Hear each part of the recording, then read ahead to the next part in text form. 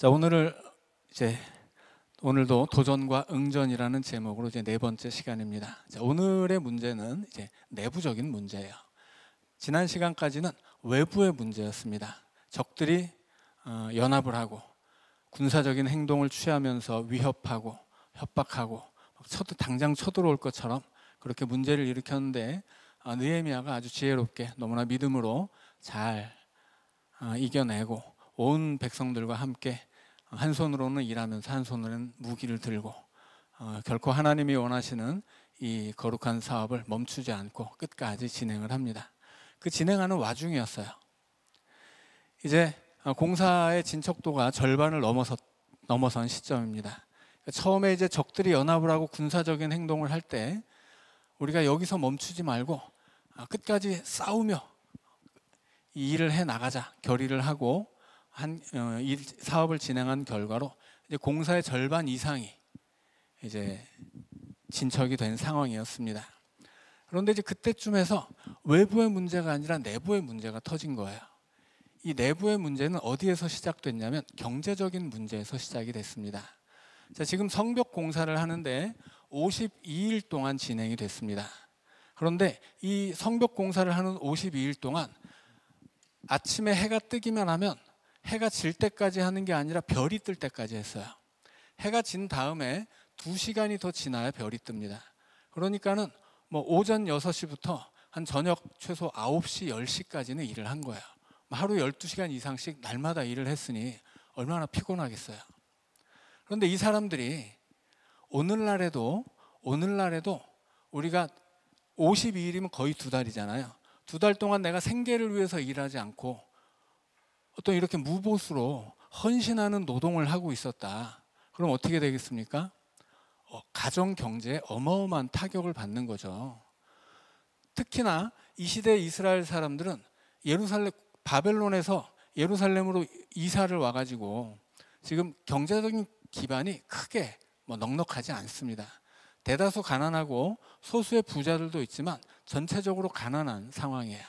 가난한 사람들이 자기의 형편을 뒤로 하고 내가 이 성벽만큼은 어떻게든 지어서 완공을 해서 우리 이스라엘을 한번 살려보겠다라고 하는 어떤 큰 결단과 헌신으로 지금 성벽 공사를 하고 있는 중입니다.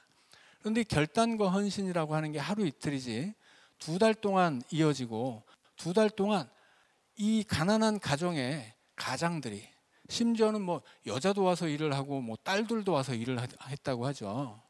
그러니까 온 가족이 생계를 도외시하고 성벽만 공사를 하고 있는 거예요. 형편이 넉넉한 사람들은 괜찮습니다. 쌓아놓은 거 먹으면 되거든요. 그런데 하루 벌어서 하루 먹는 사람들은 2달 동안 이렇게 생계를 위한 일을 하지 않고 그냥 헌신만 하고 있으면 어떻게 되겠습니까? 당장 먹을 게 없는 거예요. 그런데 이 사람들에게는 생계를 해결해야 하는 문제만 있는 게 아니에요. 지금 전체적으로 이 바벨론에 살다가 고향으로 돌아왔죠. 실은 70년 동안 그 생활의 기반을 닦았던 땅에서 그 생활의 기반을 다 버리고 온 거예요. 그러니까 전체적으로 경제력이 떨어져 있는 상태인데 고향에 돌아왔어도 남아있는 게 없었죠. 그리고 주변에는 이방 민족들이 호시탐탐 노리고 있습니다. 그러니까 경제적으로도 굉장히 어렵고 또 군사적으로도 굉장히 위험한 상태였습니다. 이 고향으로 돌아온 이스라엘 백성들이 그렇게 넉넉한 형편으로 살지 못했다고 하는 거죠. 그럼에도 불구하고 성전 공사를 해야 되는데 2달 동안 생계를 도외시하고 헌신했어요. 형편이 넉넉한 사람들 괜찮지만 어려운 사람들은 빚을 내기 시작했다는 것입니다. 그런데 빚을 내서 먹고 사는 것만 해결된다고 끝이 아니에요. 오늘 본문의 말씀을 읽어보니까 페르시아의 왕에게 세금도 내야 돼요. 당연하죠. 지금 페르시아가 지배하고 있는 세상이잖아요. 일제시대, 일제강점기에 우리나라 사람들이 일본에 수탈당했듯이 지금 이 시대에는 수탈을 당하는 시대예요. 그래서 세금을 내야 되는데 이 세금이 만만치 않습니다. 단순히 먹고 사는 문제만 있는 게 아니라 내가 먹을 게 없으면 굶으면 되는데 세금은 없는 돈을 만들어내야 되는 거예요. 자, 그런데 이게 페르시아 왕에게만 세금을 바치느냐? 아니에요. 페르시아 왕은 멀리 살죠. 그래서 페르시아의 왕이 자기가 다스리는 나라를 다 구획을 나눠가지고 총독을 파견합니다. 그러면 그 총독에게 바치는 세금이 또 있어요. 그런데 다행스럽게도 느헤미야가 총독이어서 자기가 받아야 될 백성들의 세금을 걷지 않습니다. 백성들이 안 그래도 어렵게 살고 있는데 자기가 총독이라고 세금을 받아서 살 수가 없는 거예요. 그래서 총독의 일을 하기 위해서 드는 비용이 어마어마했었는데 이것을 다 개인 비용으로 처리를 했어요. 12년 동안. 이게 가능했던 것은 느헤미야가 페르시아의 왕 아래에서 그의 왕의 술 맡은 관원으로서 큰 부를 가지고 있었기 때문이죠. 그러나 여러분, 부자라고 해서 돈 씁니까? 아니요. 돈을 쓰는 것은 사랑하는 마음이 있어야 쓰는 것이지 돈이 많다고 쓰는 게 아니에요. 없는 사람도 돈을 쓸 수 있고 있는 사람도 돈을 쓰지 않을 수 있습니다. 어떤 경우에 우리가 사랑하는 사람들에게 돈을 쓰는 거예요. 느헤미야가 좀 가진 사람이라고 해서 그렇게 나 가졌으니까 난 총독의 녹을 안 받아도 돼 이런 게 아니에요. 그 민족을 사랑하는 마음으로 그 사랑이 있었기 때문에 자기가 받을 것을 포기한 거예요. 이 이스라엘 백성들에게는 너무나 감사한 일이었죠. 자, 그런데 여기서도 끝나는 게 아니에요. 세금이라는 건 또 하나가 있습니다. 또 하나의 세금은 뭐냐면 성전세예요. 이스라엘 백성들이 바벨론에서 고향으로 돌아올 때 돌아온 사람들 전체가 한 5만 명이라고 한다면 그 중에 5천 명 정도는 성전 종사자였습니다. 제사장과 레위인들이었어요. 그런데 제사장과 레위인들은 일을 하지 않아요. 왜냐하면 그들은 성전에서 하루 종일 하나님 앞에 성전의 일을 하기 때문입니다. 아침 저녁으로 제사를 드리고, 그리고 아침 저녁으로 제사를 드릴 때 레위인들은 그 옆에서 찬양을 불러야 되고 해야 되는 일들이 많고, 법적으로 이 레위 지파는 자신들의 일을 하지 않아요. 애초에 그러기로 했었죠. 그래서 이스라엘 백성들이 처음 출애굽해서 가나안에 들어왔을 때 땅을 분배할 때 레위 지파는 받지 않습니다. 그들은 원래는 땅을 받아서 자기가 받은 땅을 일구고 살면 되는데 하나님의 성전에서 일을 해야 되기 때문에 땅을 받지 않고 자기가 받을 땅을 나눠줘요. 그러면 원래 레위인이 받았어야 되는 그 땅을 나머지 지파가 다 받아서 자기 땅처럼 경작을 해요. 자기 땅이 되는 거예요. 다만 그러면 그 땅에서 경작한 경작물 중에 10분의 1은 바치게 되어 있습니다. 세금으로. 그래서 레위 지파는 원래는 땅을 받아야 되지만 땅을 받지 않고 성전에서 전업 성직자가 되는 거죠. 그래서 성전을 위해서만 일을 하고 나머지 백성들은 레위인 소유가 되었어야 할 땅을 자기 소유로 갖는 대신에 그 땅에서 나는 10분의 1의 소산을 성전 창고에 내서 레위 지파가 먹고 살게 했던 거예요. 그러면 이제 레위 지파는 그 11조를 받으면 다시 11조를 띄어서 레위 지파 안에서 제사장들에게 주었습니다. 그것이 성전세예요. 자, 그런데 이제 이 바벨론에서 돌아온 사람들 중에도 인구의 10분의 1 정도는 성전 종사자들이었습니다. 그러면 그들이 지금 성전을 세우고 성전에서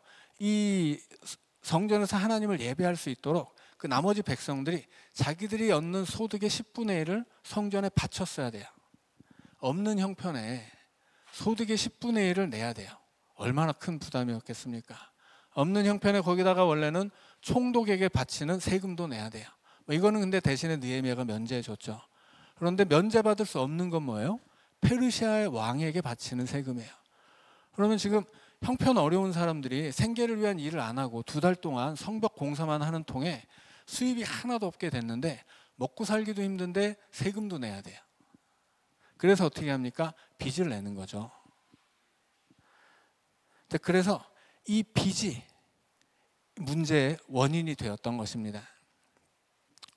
그래서 이 가난한 사람들은 빚을 지는데 빚이라고 하는 것은 어려울 때는 누구한테든 빚을 내야 되죠. 그래서 어떤 유대인들은 이방인에게도 가서 빚을 졌어요. 그리고 어떤 사람들은 가까이 사는 유대인들, 대다수의 유대인들은 유대인에게 빚을 지겠지만 또 유대인들이 다 넉넉한 것이 아니니까 또 어떤 유대인들은 이방인에게도 빚을 지거든요.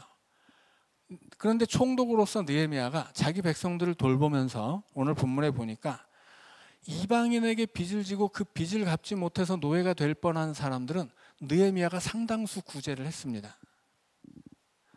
그래서 이방인에게 빚져서 이방인의 종노릇하게 된 사람들은 그래도 구제를 받을 수 있었어요. 그런데 느헤미야가 아무리 부자여도 모든 이스라엘 백성들 그 수만 명의 빚을 어떻게 감당해 주겠어요? 그래서 어쩔 수 없는 것이 뭐예요? 유대인이 유대인에게 빚진 것이에요. 그런데 당시에 그 역사적인 문헌을 보면 당시 고대 근동 지역에서 일반적인 이자율은 연 20%였습니다. 연 20% 이하로는 안 내려가고 연 20%에서 심한 경우에는 50%까지도 이자를 냈어요. 그런데 50%는 빼고 연 20%라고 이제 일반적인 경우를 상정하더라도 이 이자는 복리로 붙습니다. 그러니까 20%의 이자를 갚지 못하면 원금의 20% 이자가 붙는 거예요. 그러면 100만 원을 빌렸다가 이자 20만 원을 못 갚으면 120만 원이 되는데 그럼 그 다음 달에는 120만 원에 대한 20%가 되는 거야. 그러니까 빚이라고 하는 게 그러면 눈덩이처럼 불어나게 되는 거죠. 그런데 빚을 빌릴 때는 항상 담보를 잡힙니다. 오늘날에도 마찬가지죠. 은행에서 돈 빌리는데 뭐 공짜로 주나요? 안 돼요. 담보를 잡혀야 돼요. 근데 담보가 뭐예요? 집, 땅, 밭. 여기 본문에 나오죠. 뭐 포도원, 뭐 감남원. 이 시대의 재산이라고 하는 것은 거의 대부분은 이제 부동산입니다. 이 현금 경제가 아니기 때문에 뭐 집이나 땅이나 뭐 밭이나 이런 것들이 다 재산이에요. 이런 것들을 담보로 잡혀요. 근데 이 시대에 경제 활동이라고 하는 게 농업 중심이고 이 농사를 지어도 충분히 먹고 살기가 어려웠기 때문에 양이나 염소 같은 걸 조금씩 키웠어요. 그러니까 이 목축을 하는 것은 굉장히 보조적인 수단이고 이 중심적인 이 산업은 뭐였냐면 농업이었습니다. 근데 농업은 어디에다 지어요? 땅에다가 짓잖아요. 근데 빚을 져서 땅을 담보로 잡히고 못 갚으면 어떻게 됩니까? 땅을 빼앗겨요. 그러면 가난한 사람들이 일을 해서 돈을 갚아야 되는데 땅을 뺏기면 어떻게 됩니까? 빚을 갚는 건 불가능입니다.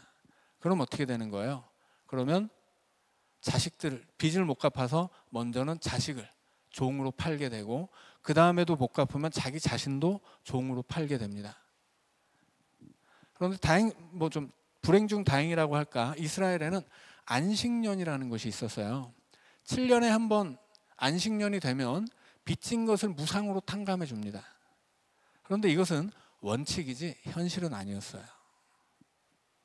구약시대 하나님이 정해놓은 원칙이었는데 안식일이 정말 이스라엘 역사 속에서 지켜진 적이 있었냐?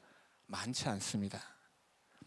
아주 훌륭한 이스라엘의 왕들이 나와서 이 율법으로 온 나라를 개혁할 때 그때 조금씩 그런 율법들이 지켜지는 경우는 있어도 전체적으로 그렇게 안식년이 됐다고 무상으로 다 빚을 탕감해주고 종으로 잡힌 사람들 다 면천해주고 이런 일이 별로 없었어요.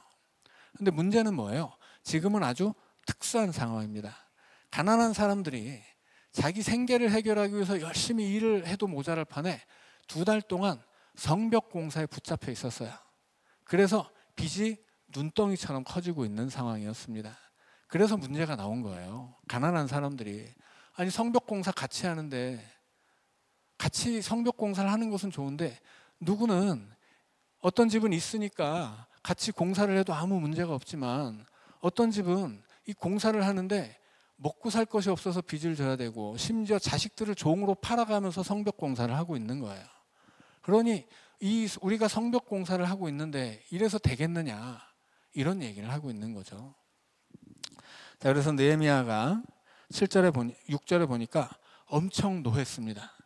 근데 화가 났지만 그렇다고 해서 그럼 이 빚을 빌려준 사람들이 잘못한 거냐? 그건 아니었어요. 왜냐하면 그 시대에는 어려운 사람이 빚을 빌려달라고 하면 빌려주는 것도 사실은 선의의 일이거든요. 좋은 마음이 있어야 빌려주는 것이지 또 빌려준다고 아무에게나 빌려주는 건 또 아니잖아요. 문제는 뭐냐면 그 시대의 일반적인 관행이 20%의 이자를 내야 되고 그리고 빚을 못 갚으면 차례대로 담보를 뺏기고 자식을 뺏기고 자기 자신마저 빼앗기기 때문에 이게 문제였던 거죠. 그러나 그런 문제가 나오기까지 이 빚을 유대인 중에 빚을 빌려준 사람들이 특별히 잘못한 것은 아니었어요. 그 시대의 일반적인 관행을 따른 것이었습니다. 그런데 이제 느헤미야는 화가 나죠. 왜냐하면 일반적인 관행을 따진다라고 하는 것 자체가 일단 너는 너고 나는 나다라고 생각하는 거거든요. 그러니까 지금 이 이스라엘 성벽을 짓고 있는 이스라엘 공동체 안에 가장 직접적인 문제가 되는 것은 경제적인 문제였어요. 생계를 위해서 빚을 내고 빚을 갚지 못해서 담보를 뺏기고 종이 되는 것입니다. 그런데 이것은 겉으로 드러난 문제이고 그 근본 원인은 뭐예요? 이스라엘의 공동체성의 약화예요. 그러니까 이스라엘 사람들이 가족 같으면 어떻습니까? 가족 같으면 뭐 빌려주기고 또 빌리는 것을 받기도 하죠. 그런데 가족이라면 빌린 거 못 받았다고 담보를 뺏거나 빌린 거 못 받았다고 종으로 삼겠어요? 그렇지는 않겠죠. 그래서 이 성벽 공사를 하는 동안에 이 느헤미야가 화가 났던 것은 뭐 빌려서 누구는 빌려주고 빌려주지 뭐 빌린 사람들이 뭘 뺏기고 이것은 겉으로 드러난 문제인데 그 안에 감추어져 있는 문제는 뭐예요? 같이 성벽을 세우고 이 성벽 안에서 같이 공동체를 이루어 가야 할 이스라엘 백성들의 그 공동체성이 깨어진 것입니다. 그래서 어떤 사람은 형편이 좋으니까 남에게 빌려주고 빌려간 사람 담보를 빼앗아서 자기 소유로 삼고 그래서 더 큰 부자가 되고 뭐 빌리지 못한 사람들 데려다 종으로 삼고 또 부려먹고 이게 이렇게 되는 거예요. 자, 그래서 이제 이 성벽을 짓는다라는 것이 단순히 어떤 건물을 짓는 것만이 아니라고 말씀을 드렸죠. 성벽을 짓는다는 것은 그 성벽 안에 모여서 예배를 드리는 이스라엘의 공동체성을 지켜낸다는 뜻입니다. 그래서 성벽은 하나의 울타리예요. 그리고 이 울타리는 이스라엘이라고 하는 혈연 공동체이자 동시에 신앙 공동체를 그 공동체를 지켜내는 울타리입니다. 그러니까 이 울타리 안에 있는 사람들은 나와 너가 아니라 우리가 되어야 돼요. 이 사람들은 하나님 안에서 한 가족이었거든요. 그런데 느헤미야가 볼 때 이것은 가족이 아닌 거예요. 그래서 화가 난 것입니다. 그래서 느헤미야가 이제 대책을 찾죠. 자, 일단 느헤미야 자신은 어떻게 했습니까? 이방인에게 빚을 지고 하나님의 백성이 이방인의 종이 될 뻔한 이런 상황을 두고 보지 못한 거예요, 느헤미야는. 그래서 자기 재산을 털어서 그런 사람들 도왔습니다. 그러나 모든 이스라엘 백성들의 문제를 본인 혼자 다 해결할 수 없기 때문에 느헤미야는 동참을 요구한 거죠. 힘 있는 사람들, 좀 돈 가진 사람들, 너희들 나랑 같이 하자. 지금은 우리가 돈 빌려줬다고 이자 받을 때가 아니다. 좀 특수한 상황이죠. 함께 성벽을 짓고 있는 거예요. 성벽을 짓는데 헌신하고 있는 가난한 사람들, 그 헌신 때문에 빚이 늘어가고 그 헌신 때문에 종이 된다면 우리가 이렇게 해서야 되겠느냐. 그래서 동참을 요구하는 것입니다. 11절에 보니까 밭과 포도원과 감람원과 집, 이건 뭐예요? 부동산이죠. 이거 돌려줘라. 담보로 잡은 거 뺏지 말아라. 이 사람들 이거 담보로 잡혔다가 빚 갚지 못했다고 뺏기면 어떻게 돼요? 영영 종노릇하게 되는 데서 벗어날 방법이 없게 되는 것입니다. 그래서 네가 빌려줬어도 담보 그냥 돌려주자. 그리고 지원하자. 어떻게 지원합니까? 돈이나 양식이나 새 포도주나 기름의 100분의 1. 이건 뭐냐면 이자로 받았던 것들이에요. 근데 그것을 이자를 안 받는 것에서 그치는 게 아니라 지금 우리 백성들이 너무 어려워서 빚을 져서 생계를 해결하고 빚을 져서 그 빚을 갚지 못해 자식이 종으로 팔리는 상황이니까 지원하자. 있는 사람들이 돈을 내. 일단 나부터 털었어. 이런 얘기를 하는 거예요. 나는 내 거 다 털어서 나 월급도 안 받고 나 내 거 다 털어서 지금 이방인의 종되는 유대인들 내 구제하고 있는데 너희들도 좀 동참해 주어라. 이렇게 요청을 한 것입니다. 그래서 백성들에게 이제 동의를 받죠. 너무나 다행스러운 것은 이 느헤미야뿐만이 아니라 그를 따르는 지도자들이 혹은 그 이스라엘 백성들 중에 좀 있는 사람들이 다 느헤미야에게 동의해 준 거예요. 왜 동의해 주었을까요? 물론 그 사람들 한 사람 한 사람이 정말 자기 민족의 이 대의를 위해서 희생하기로 결심한 거예요. 그런데 그렇게 결심하게 된 계기가 뭐예요? 그것이 바로 느헤미야입니다. 느헤미야가 가장 먼저 앞장서서 가장 크게 헌신하고 가장 크게 희생을 했거든요. 그래서 내가 100을 희생하고 있으니까 너희들 10씩만 좀 도와다오, 이렇게 요청을 한 것입니다. 그래서 이 느헤미야가 앞장서고 느헤미야 옆에서 그렇게 이 백성들에게 선의를 베풀 수 있는 좀 역량들이 있는 사람들이 같이 희생하기로 결의를 한 거예요. 그래서 어떻게 됩니까? 13절 마지막에 보면 이제 백성들이 다 여호와를 찬송했다, 이렇게 결론이 나는 것입니다. 그러니까 누군가는 희생을 해야 돼요. 그런데 보면 지금 그러면 느헤미야만 희생하고 좀 있는 분들만 희생하는 건가요? 그렇지 않죠.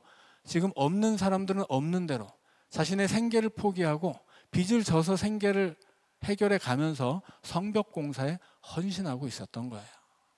그러니까 지금 온 이스라엘이 다 같이 헌신하는데 여유가 있는 사람들이 경제적인 면에서 더 크게 헌신하고 그럼으로써 이 문제를 해결할 수 있었다라고 하는 것입니다. 여기서 중요한 것은 단순히 어떤 빚의 문제를 해결했다, 이것이 아니에요. 이것은 겉으로 드러날 때는 경제적인 문제이지만 근본적으로는 공동체성의 문제입니다. 공동체성이라고 하는 건 뭐예요? 우리라고 하는 거예요. 우리가 깨어져서 나와 너가 되면 이제 그거는 이제 콩가루가 되는 거죠. 자, 그래서 이 우리를 지켜내는 것이 공동체성입니다. 교회도 마찬가지죠. 교회도 와서 우리 연동 가족들, 이게 돼야지. 교회 왔지만 나는 나고 너는 너다, 이렇게 되면 곤란한 거예요. 가족도 그렇습니다. 가족끼리도 혹은 부부끼리도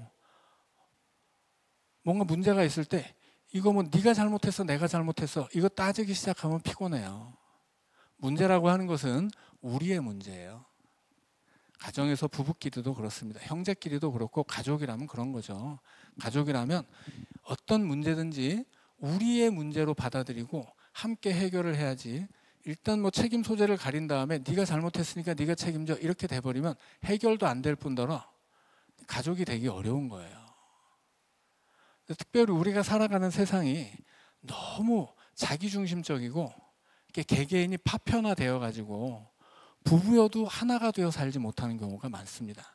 가족이어도 하나가 되어 살지 못하는 경우가 많아요.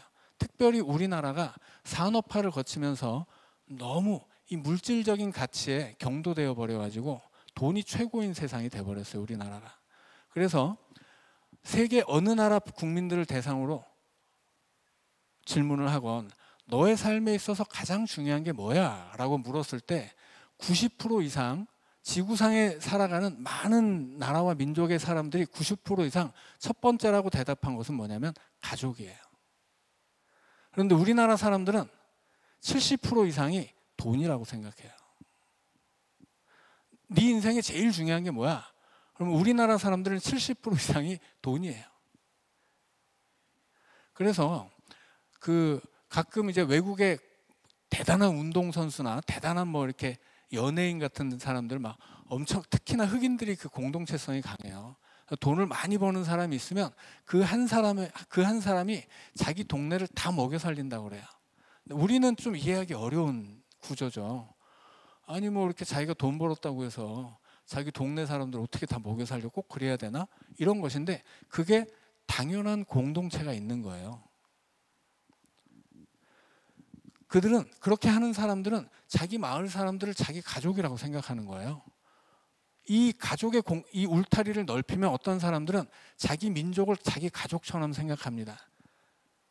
그래서 우리 민족도 그렇잖아요. 일제강점기에 우리 민족의 독립을 위해서 자신의 모든 것을 바쳐버린 사람들은 어떤 분들이에요? 내 민족을 나처럼, 내 가족처럼 여긴 분들이에요. 그래서 내 것을 주어도 아깝지 않고 다 주려고 하는 거죠. 교회도 마찬가지죠. 교회를 사랑하게 되면 나와 교회의 경계가 없어지는 거예요. 그래서 나와 교회를 한꺼번에 두르는 울타리가 생기는 거죠. 그것이 가족이에요. 그 가족의 울타리가 얼마나 넓으냐, 이것을 우리가 좀 고민해 봐야 된다고 하는 거죠. 지금 이 성벽을 공사하고 있는 와중에 이스라엘 공동체 안에서 지금 있는 사람들 없는 사람들이 갈라졌어요. 있는 사람들은 있으니까 어려운 사람들의 문제를 생각하지 않았습니다. 그래서 어떻게 됐어요? 공사가 진행이 안 돼요. 지금 불만이 터져 나오거든요. 뭐 불만을 하는 사람들이 나쁜 사람들이에요? 아니에요. 돈 빌려준 사람들이 나쁜 사람들이에요? 그것도 아니에요. 여기서 나쁜 사람은 없습니다. 나쁜 사람이 있는 것이 아니라 다 자기 입장만 얘기하고 있는 거예요. 다 사정이 있는 거죠. 다 그 사람 입장이 돼보면 다 옳은 소리예요. 그렇지만 그렇게 다 자기만의 입장을 가지게 되면 뭐예요? 그것은 우리가 아니라고 하는 거죠. 그때는 우리라고 하는 게 없어지는 거예요. 내 입장, 내 생각 여기서만 서버리고 여기서만 생각을 하면 어떻게 되는 거예요? 우리는 없어지고 가족은 없어지는 것입니다. 그때 우리는 그냥 각자 사는 거예요. 근데 느헤미야가 여기서 한 일은 단순히 어떤 빚을 해결하고 경제적인 문제를 해결했다 이런 것보다는 공동체성을 회복시키고 이 이스라엘 백성들을 이 경제적인 문제를 통해 가족으로 묶어낸 거예요. 경제적인 문제 때문에 이스라엘 공동체가 파편화되어서 서로 남남이 될 뻔하고 성벽이 안 만들어질 수도 있었습니다. 그런데 이 문제가 생겼기 때문에 오히려 느헤미야는 이 문제를 계기로 해서 이스라엘 백성들을 더 단단한 가족으로 엮어낸 거예요. 그래서 문제 자체는 문제가 아니라고 하는 거죠. 문제는 언제나 있습니다. 이걸 어떻게 해결하느냐예요. 이걸 해결할 때 같이 해결하면 해결할 수 있는 거잖아요. 그런데 같이가 안 되고 너는 너고 나는 나다라고 하면 이제 아무것도 할 수 없게 되는 거죠. 너무나 다행스럽게 이렇게 성벽 공사를 위해서 다 저마다 가진 역량대로 헌신하던 이스라엘 백성들이 경제적인 문제가 생겼지만 서로가 양보하고 좀 더 희생할 수 있는 사람들이 그 짐을 덜어줌으로써 이 공동체가 다시금 다 같이 하나님을 찬양하는 공동체로 오히려 더 단단한 울타리를 가지게 되었다는 것입니다. 오늘 우리 교회도 그렇게 공동체성을 좀 회복할 수 있으면 좋겠습니다. 특별히 코로나 기간을 거치면서 우리 교회뿐 아니라 대한민국의 교회가 공동체성이 굉장히 약화됐어요. 모이는 힘이 약해지고 이 모이는 힘이 약해져서 교회를 어떤 가족으로 생각하는 그 힘이, 그 믿음의 힘이, 사랑의 힘이 많이 약해진 것이 현실입니다. 그래서 교회가 단단히 서려면 그러면 우리는 이 사랑의 힘을 회복하고 이 울타리를 넓혀서 나와 이 교회를 품는 큰 믿음의 울타리를 가지고 살아가는 우리 연동의 가족들 될 수 있기를 주님의 이름으로 축원합니다.